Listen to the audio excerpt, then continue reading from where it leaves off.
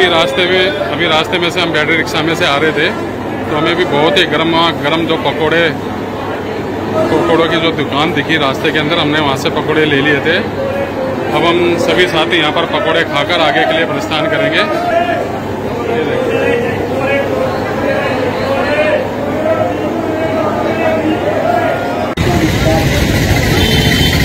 गुरुद्वारा दमदमा साहब जाने के लिए बसों में मारा हूँ, तो हमने ऑटो के अंदर आने जाने का फैसला किया है और बसों में धक्के ना खाते हुए हम इस ऑटो के अंदर जाएंगे और इसी ऑटो से हम वापस आएंगे। ये आप देख सकते हो, क्योंकि बसों के अंदर बहुत ज़्यादा भीड़, पैर रखने की जगह नहीं है। बारिश का मौसम वैसे है, पता नहीं कैसी स्थिति यहाँ बस की हमारे को मिलती है, कुछ कह नहीं सकते।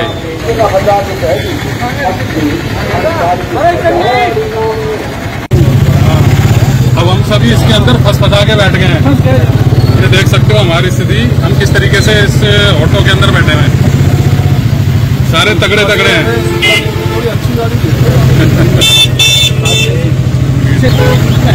और बठिंडा के मेन बाजारों में से बस अड्डे के बाहर से हम जो दमदमा साहब गुरुद्वारा है, तख्त श्री दमदमा, हाँ तख्त श्री दमदमा साहिब गुरुद्वारा,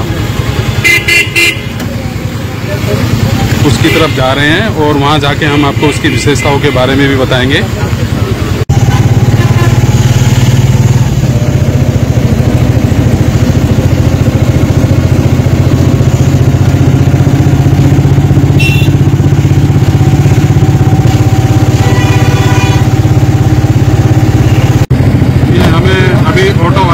बता रहे थे यहाँ पास में ही एक गुरुद्वारा है, हाजी रतन,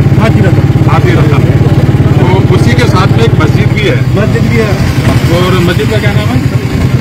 दोनों का नाम हाजी रतन लेते हैं, गुरुद्वारा साहब को बोलते हैं हाजी रतन, वाले में उतना कन्फर्म नहीं है नाम। अच्छा, मतलब गुरुद्वारे को और मस्जिद को, मतलब दोनों को कंबाइंड नाम से बोला जाता है दोनों को। हाँ, लेकिन इसी की एक विशेषता यह है कि भाई यहाँ पर भारत के अंदर या देश विदेश से भी जितने श्रद्धालु आते हैं, केरला से अधिकतर लोग आते हैं, और जो मुसलमान लोग हैं, ठीक है, वो क्या है कि यहाँ पे हाजी रतन निवाज अदा करने के लिए आते हैं, और जो प्रसादा पानी लंगर चखते हैं वो गुरुद्वारा साहब में चखते हैं। हाँ, तो ये भाई बता रहे हैं कि वहाँ पे ठहरने के लिए भी सब कुछ इंतजाम किया हुआ है, रूम की है, हॉल बने हुए हैं। बिल्कुल, जो भी संगत आती है, बाहर से आते हैं लोग आते हैं, तो ठहरते वहाँ पे आकर गुरुद्वारा साहब में। बिल्कुल, नवाज यहाँ पर मतलब एक ही द्वार है ना वो। हाँ, बहुत अच्छी बात बताई है, क्योंकि जो मुसलमान भाई हमारे देश के हैं, वो गुरुद्वारे में नमाज और अरदास करने के बाद में जो गुरुद्वारा है साथ में ही वहाँ पर लंगर भी चखते हैं। तो ये बहुत ही अच्छी और हमारे भारत वर्ष में देखने की एक मिसाल है, और एकता को दर्शाता है। यहाँ पर किसी भेदभाव नहीं है, कोई हिंदू मुसलमान सिख ईसाई, कोई ऐसी, सभी एक है। गुरु महाराज और गुरु गोविंद सिंह साहब ने भी और गुरु नानक सिंह ने भी हमें यही एकता का पाठ पढ़ाया अपने जीवन के अंदर, अपने ग्रंथों को। उनके साथ बाला और मरदाना होते थे। हाँ, बिल्कुल, गुरु नानक मुसलमान थे। उस वक्त ऐसा तो था ही नहीं हमारे देश के अंदर कि भाई ये हिंदू है, मुसलमान है, कोई है।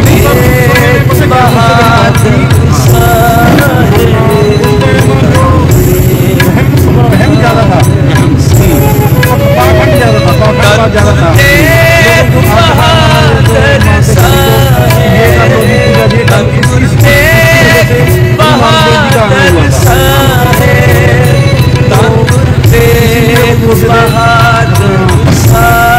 नानक प्रगटे जाके चानन हुआ। बिल्कुल। सतगुरु नानक प्रगटे मतलब आए थे, धुंधकार था वहाँ यहाँ पे, और वहम पखंड का। देखो भाई साहब, ये ऑटो वाले भाई साहब ने हमें बहुत सारी जानकारी दी है, और इन्होंने हमें एक चीज और बताई है कि भाई अगर समय मिला तो जहाँ अपने गुरु गोविंद सिंह जी के वहाँ शास्त्र पढ़े हैं। हाँ, गुरु गोविंद सिंह जी के जहाँ शास्त्र है और वस्त्र है, वो भी हमें दिखाएंगे। भाई डल्ला जी का घर बज रहा है।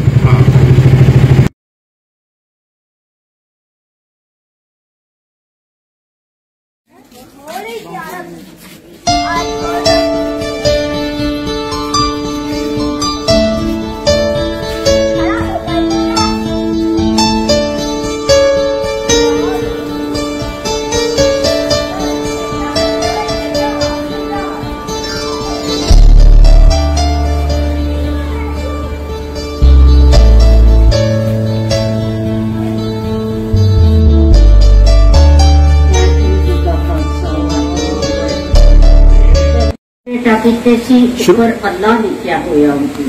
शुरू तो कर दो, थोड़े पिछे नाल कैमरे चलना, मैं बंद करवा देना। बड़ी दस्तार 10वें पातशाह दी, छोटी दस्तार केसकी 10वें पातशाह दी, बड़ा चोला 10वें पातशाह दा। इन्हां दे खून ते पसीने दे निशान भी लगे हुए ने। इन्हां तो इस होंदा है कि मुक्तसर की जंग में पहने हुए वस्त्र ने। छोटा चोला अंगरखा 10वें पातशाह दा, क्रेप पजामा 10वें पातशाह दा। इन्हां दे भी खून दे निशान लगे हुए ने। जदों कि भाई महा सिंह ने बेदावा करवाया सी ते चुकी हुई गंढन दा पर लिया सी, ये उस टाइम के निशान ने। माता जी साहिब कौर का रेप पजामा,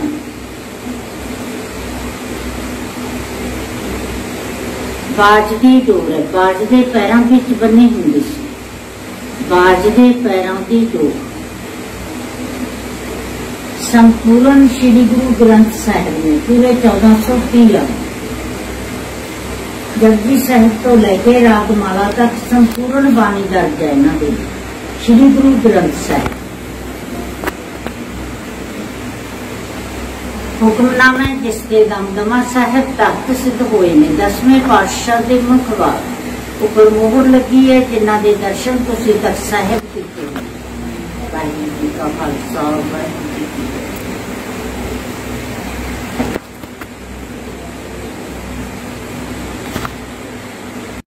जो 10वें पातशाह मुक्तसर तो युद्ध करके आए सी, उस टाइम बाबा जी अपनी फौज लेके गए ते बड़े इज्जत मान दे नाल 10वें पातशाह नूं लेके आए।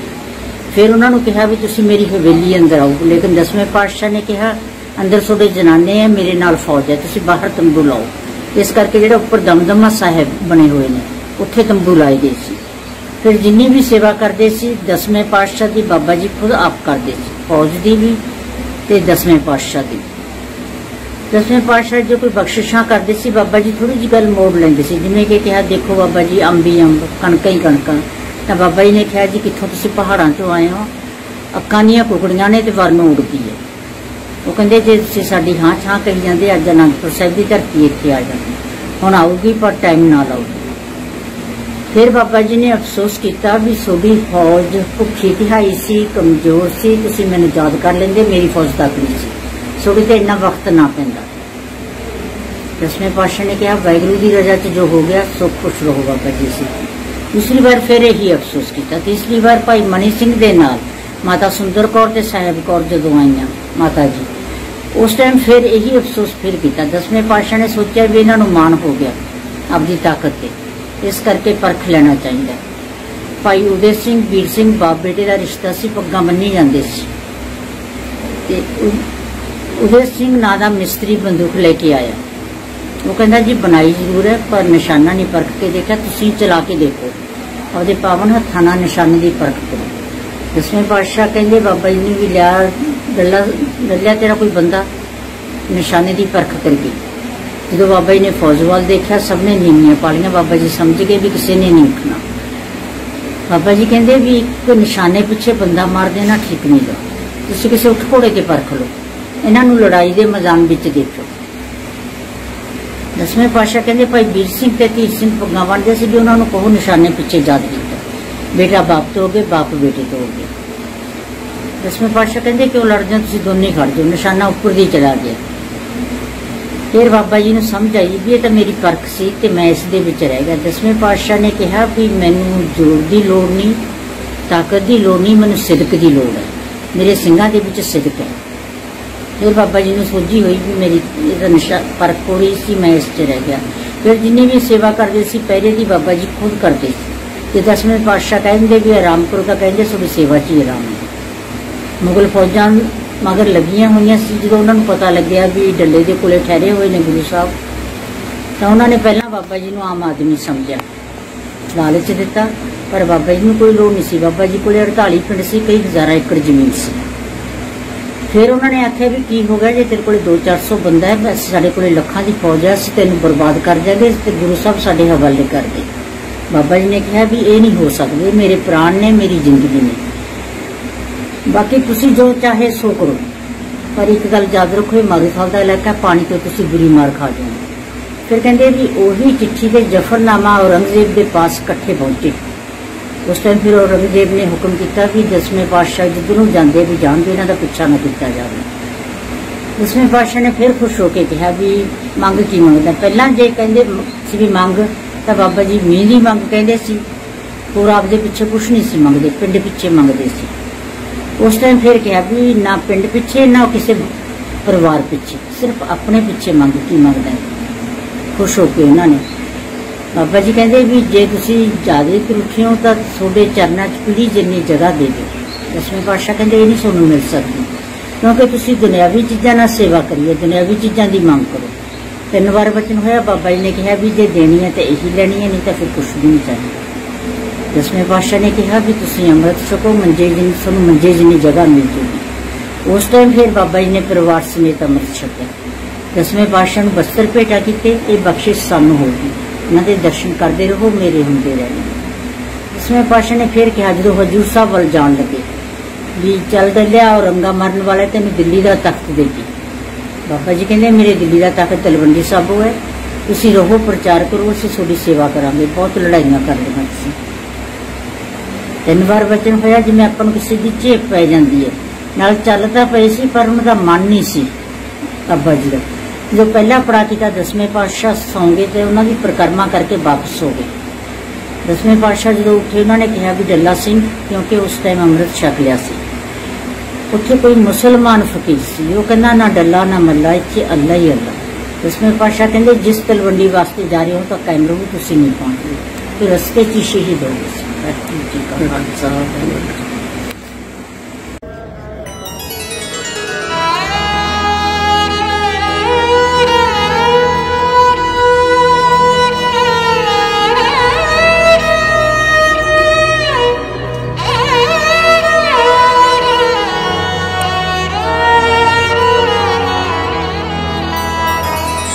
धन गुरु तेग बहादुर साहिब, धन गुरु तेग बहादुर साहिब, धन गुरु तेग बहादुर साहिब, धन गुरु तेग बहादुर साहिब, धन गुरु तेग बहादुर साहिब, धन गुरु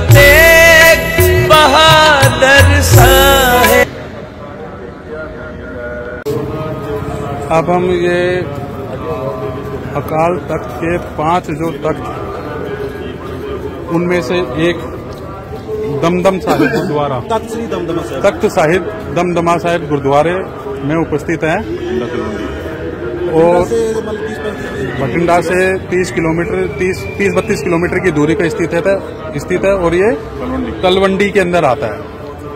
और इस गुरुद्वारे के बारे में अभी भाई साहब हमारे को पूरा विस्तार से बताएंगे। हाँ, 1 मिनट। हाँ भाई साहब बताइए जरा। सर जो 5 तख्त सिख धर्म के मेन माने जाते हैं, उनमें से 5वां तख्त ये है, तख्त श्री दमदमा साहिब। यहाँ पे मतलब गुरु ग्रंथ साहिब जी की जो लिखना हुई है यहाँ पे हुई है, और यहाँ पे जो भी जंगे युद्ध हुई थी उसके बाद यहाँ पे आके यहाँ पे मान ला यही माना जाता है, यहाँ पे जो भाई डल्ला जी के घर जाके आए हम, उसके बाद यहाँ पे तख्त श्री दमदमा के इनको दर्शन करवा रहे हैं जी। जो भी दर्शन, जो भी यहाँ पे इतिहास का है, जितना मेरे को मालूम है वो इनको जरूर भाई साहब को जो आए इनको बताएंगे, जितना कुछ जो भी बढ़िया से बढ़िया जो यहाँ के हमारे रीति रिवाज हैं, जो पंजाब का खाना है, जैसे खाने के लिए जो भी जो यहाँ पे चीज मानी जाती है, यहाँ के लंगर की क्या व्यवस्था है, वो सब कुछ आपको दर्शन कराएंगे और जितना हो सके मेरे से आपको इनको साथ देंगे जरूर। हाँ भाई साहब, ये ऐसा है, अभी भाई साहब ने ये भी बताया था हमारे को थोड़ी देर पहले कि यहाँ पे जब गुरु गोविंद सिंह जी ने हिंदू धर्म और सिख धर्म को बचाने के लिए जो जंगें लड़ी, जो जंगें लड़ी थी, और उन जंगों को जब समाप्त कर दिया गया यहाँ पर आकर इस स्थान के ऊपर, और ये वही स्थान है जहाँ पर गुरु ग्रंथ साहिब की लिखना हुई, गुरु ग्रंथ साहिब को मतलब लिखा गया था, है ना? हाँ जी, हाँ जी। ये वही पवित्र स्थान है और हम इस पवित्र स्थान पर आकर हम अपने आप को धन्य हुए कि हम इस पावन भूमि को नमन करते हैं और बहुत ही हम सौभाग्यशाली हैं कि हम वो स्थान देखने आए जहाँ पर गुरु ग्रंथ साहब की स्थापना हुई, उनको लिखा गया। वाहेगुरु जी खालसा, वाहेगुरु जी की फतेह। सत श्री अकाल।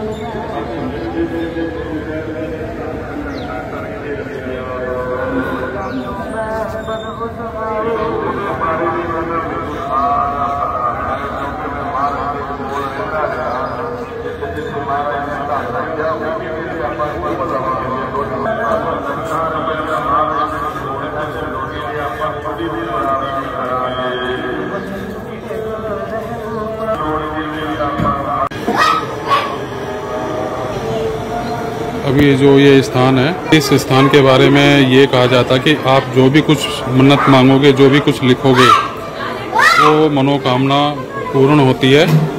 और इसीलिए यहाँ पर आप जगह जगह देख सकते हो, यहाँ सभी ने कुछ ना कुछ लिखा हुआ है। और ये मान्यता है कि भाई यह एक प्रसाद के रूप में एक वरदान अपने आप को मिलता है, ताकि वो शिक्षा के अंदर और अपने परिवार की सुख शांति के लिए ये महत्व रखता है।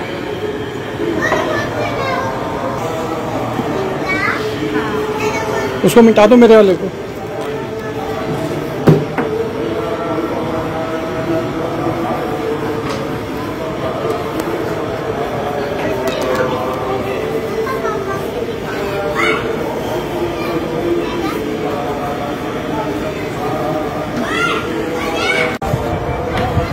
मैंने जो यहाँ पे लिखा, मैंने वही लिखा, भाई मेरा परिवार, मेरा देश और मेरा समाज उन्नति करे, वो तरक्की करे। धन्यवाद जी।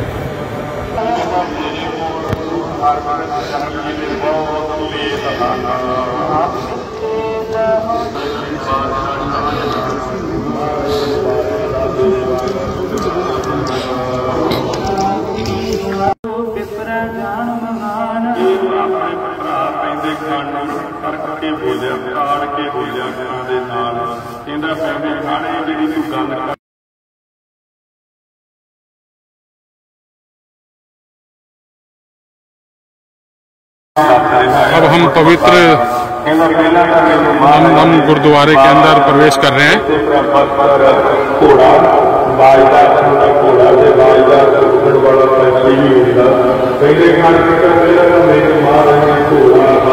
बहुत ही खूबसूरत और शांत वातावरण, ऐसा मंजर हमें गुरुद्वारों में ही देखने को मिलता है। ये वही ऐतिहासिक गुरुद्वारा है जहां गुरु गोविंद सिंह जी ने अपने पावन चरण इस भूमि पे रखे और गुरु ग्रंथ साहब की रचना की। वाहेगुरु जी खालसा, वाहेगुरु जी फतेह।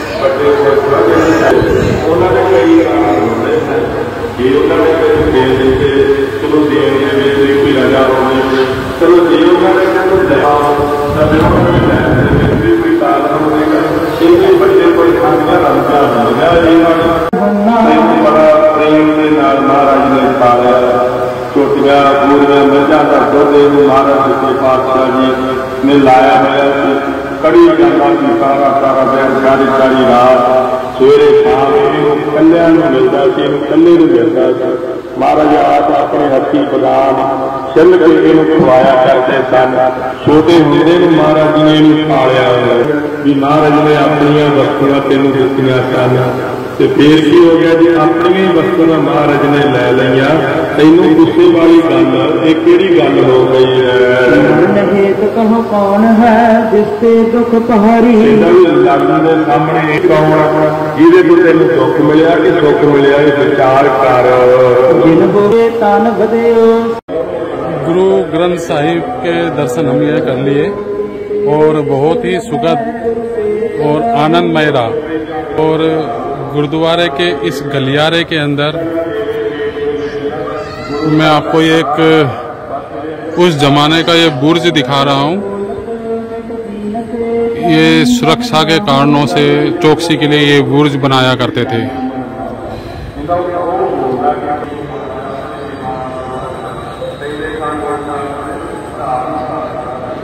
काफी ऊंचा बुर्ज है जो कि देखने में बहुत भव्य और बहुत विशाल लग रहा है। और इन्हीं बुर्जों की वजह से जो अपने गांव, शहर और राजा अपने शासक करते वक्त निगरानियां रखा करता था।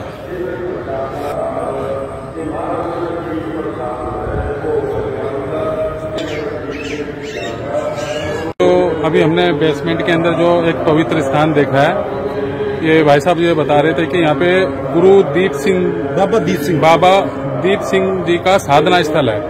यहाँ पे उन्होंने 43 सालों तक उन्होंने तप किया और बोहरा साहिब में ध्यान किया करते थे। यहीं पे गुरु ग्रंथ साहिब की 4 प्रतियां बनाई गई थी, 4 तख्तों में भेजा और उनके बारे में ये मान्यता है कि भाई ये किसी के आगे झुकते नहीं थे, सर कटा लूंगा लेकिन अपने जो धर्म के आगे मतलब उनको शीश झुकाना मंजूर नहीं था। तो उस वक्त औरंगजेब की सेना हुआ करती थी, तो दीप सिंह जी ने मतलब औरंगजेब के सामने घुटने नहीं टेके और अंत में जाके अमृतसर के अंदर एक गुरुद्वारा है, वहां पे उन्होंने अपना शीश दान स्वयं किया।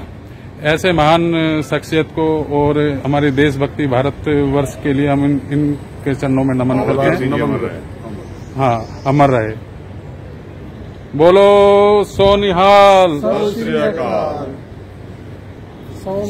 और यहाँ पे क्या है कि सवा मन का एक हथियार भी बाला यहाँ मौजूद है, वहाँ यहाँ मौजूद है, लेकिन सुरक्षा कारणों से फोटोग्राफी या फोटो लेना, वीडियो बनाना अलाउड नहीं है। शस्त्र सारे यहाँ मौजूद और उनके अस्त्र शस्त्र सारे मौजूद है और हमने अपनी आंखों से उनको देखा। यह हमारे लिए परम धन्य और सौभाग्य की बात है। इन पावन पंजाब की पंचपीरों की पावन भूमि पर आकर हम इस जमी को नमन करते हुए 125 kg के आसपास का, हाँ, 9 9 तो जैसा भी है, हम दर्शन करके हमने बहुत अच्छा लाभ उठाया और अब यात्रा देखते हैं कि जारी रखेंगे कहाँ क्या होता है। हाँ, रैगर जागृति मिशन की टीम और पंचपीरों की पावन भूमि बटिंडा में हम दर्शन लाभ उठा रहे हैं। और हमारे ओम प्रकाश कानखेड़िया जी इसके बारे में थोड़ा सा और विस्तार से बताएंगे, यात्रा के बारे में और इस महान गुरुद्वारे के बारे में। आज हम लोग यहाँ पे आकर के धन्य हो गए, इस पावन धरती पे आकर के, संतों की वीरों की धरती पे आकर के। यहाँ पे गुरु गोविंद सिंह जी इन्होंने यहाँ पे आचरण किया। यहाँ आकर के ये जगह तलवंडी जगह दमदमा साहिब गुरुद्वारा जो बठिंडा के शहर में आता है। आज यहाँ आकर के हम अपने आप को बड़ा धन्य मान रहे हैं, बड़े खुशकिस्मत मांग रहे हैं कि हम इस धरती को हमने आज चूमा, आगे नतमस्तक हुए यहाँ आकर के हम धन्य हो गए। जय हो, जय हो गुरु महाराज। वाहेगुरु जी खालसा, वाहेगुरु जी फतेह। बोले सोनिहाल, सत श्री अकाल। और इस पवित्र गुरुद्वारे के परिसर के अंदर एक छोटा सा बहुत ही खूबसूरत बाजार भी सजा हुआ है। कोई भी भक्त आकर यहाँ अपनी ज़रूरत के हिसाब से कोई भी सामान जो भी उनके उपयोग में हो वो यहाँ से खरीद सकता है। ये आप देख सकते हो।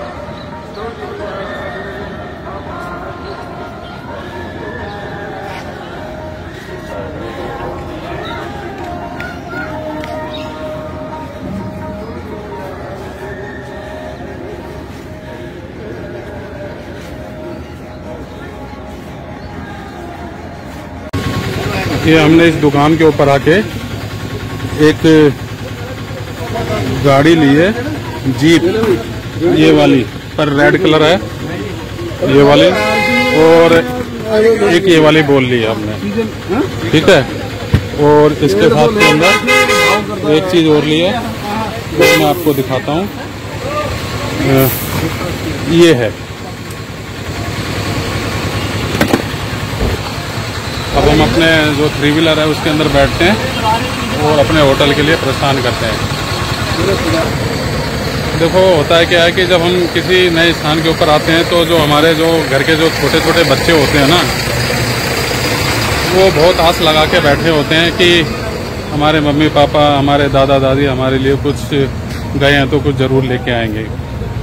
और मैं कोशिश करूँगा जब कहीं भी जाऊँ तो मैं बच्चों के लिए कुछ ना कुछ ज़रूर लेके आऊँ, अपनी पोती के लिए, ज्येष्ठा के लिए। ये यहाँ का बाज़ार आप देख सकते हो। अब हम अपनी जो गाड़ी है उसके अंदर बैठ के प्रस्थान करेंगे। अनुभव राजी हैं? बहुत अच्छा, हरिचंद जी, बहुत ही आनंदमय दिन रहा, बहुत प्रसन्न हुआ, उमंग भरा रहा। ये हमारी गाड़ी है, अब इसमें हम बैठ के चलेंगे। ये सामने बठिंडा जंक्शन का रेलवे स्टेशन, और इससे हम लेफ्ट टर्न होंगे तो हमारा जो होटल है वो आ जाएगा। हाँ जी, आज की यात्रा कैसे रही आपकी? हमारी यात्रा बहुत आनंदमयी ही रही, और बहुत आनंद आया।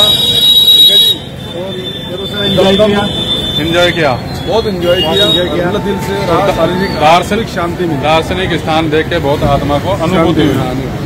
और अनिल जी आपको? बहुत बढ़िया आया सब। चलो जी, बहुत बहुत शुक्रिया और धन्यवाद। हाँ जी सॉरी। आज हमने बठिंडा के अंदर रात का डिनर करने के पश्चात ये बादाम शेक और आइसक्रीम का आनंद ले रहे हैं। और इससे पहले हमने दूध भी पिया था डिनर करने के बाद में, और अब हम आइसक्रीम और बादाम शेक, और बहुत ही स्वादिष्ट और बहुत ही बढ़िया है। और इसी प्रकार हम एंजॉय करते रहेंगे, आगे की यात्रा के बारे में आपको बताते रहेंगे। बहुत बढ़िया, बहुत बढ़िया। कैसे लगा? बहुत बढ़िया, वाह जी वाह, मज़ा आ गया। इस वक्त रात के 11:30 बज रहे हैं, और 11:30 बजे हम बठिंडा की सड़कों पर मस्ती करते हुए घूम रहे हैं। आप भी आए और इस जगह का एंजॉय लें, आइसक्रीम का लें। बिल्कुल बिल्कुल ठीक है भाई। हाँ,